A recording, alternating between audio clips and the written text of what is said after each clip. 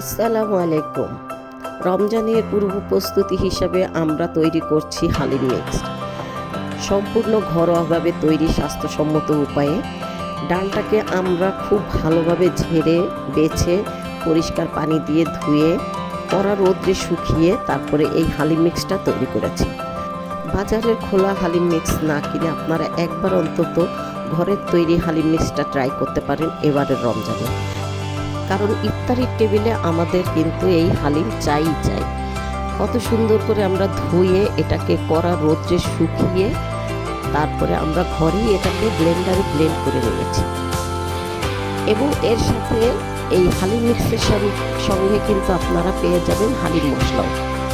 এখানে প্রায় 20 রকমের মশলা দিয়েই হালিম মশলাটা তৈরি করা হয়েছে, যেটা আমরা হালিম মিক্সের সঙ্গে দিয়ে দেব।